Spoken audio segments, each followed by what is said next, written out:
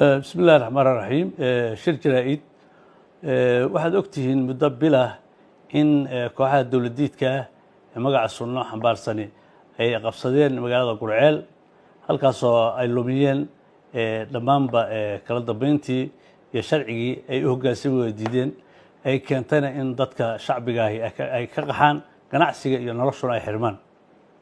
muddadaas bilsha ah ciidamada labada heer ee dowladda waxay ku sugnaayeen goobahooda dowladduna waxay ku baaqaysay oo dhageysanaysay si walba oo nabad ah oo aan dhibaato uga dhicin inay nimankaas uga baxaan deegaanka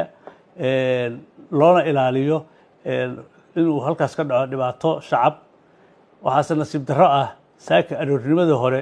iyagoo soo dagaalgeliyey ardayda dugsiyada qur-aanka iyo haween iyo dad da-ah inay soo weeraraan fadhiisimada ciidamada ciidamaduna waxay uga jawaabeen si kulul ayay uga jawaabeen waxayna gaarsiiyeen jawaabta ku habboonayd halkaa waxaa ka yimid firxad iyo kala yaac waxaa ciidamadu ay gacanta ku dhigeen arday yaryar oo ilmo yaryar ah oo ardayda dugsiyada qur-aanka ah annagoo uga digayna una sheegayna ciidamadu inay si raxmad leh ula dhaqmaan ciyaalkaas yararkaa la qabtay oo lasoo qalday dhammaanbana goobihii ay awal joogeen ciidamada dowladdu waa la wareegeen firxadkooduna wuxuu u baxay dhinaca miyiga raggii ka dambeeyey arrinta noocaasa iyo faldambiyeedyada looga hor imaanayo sharciga dowladda iyo kala dambeyntana waa lagu raad joogaa waxay mudan yihiin ayaana ay dowladdu la qaadan doontaa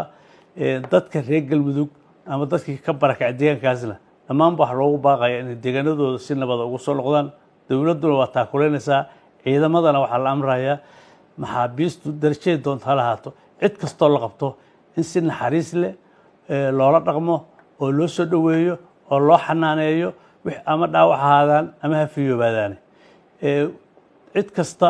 oo dowladdu waxay u digaysaa arrimaha noocaasa ee lagu burburinayo dowladda galmudug ee lagu carqaladaynayo kala dambeynta iyo sharciga meel kastoo iyo daraf kastoo ay galmudug ka joogaan dowladdu isha ayay ku haysaa waxayna ku qaban doontaa gacan bir ah loomana dulqaadan doono waxaan u baaqaynaa dhallinyaradii la qalday ee haata duurka galay si nabada inay iskugu soo dhiibaan dowladda ciidamada dowladdana waxaan faraynaa inay si walaalnimo ah oo ehelnimo ah u soo dhoweeyaan aan waxba loo geysan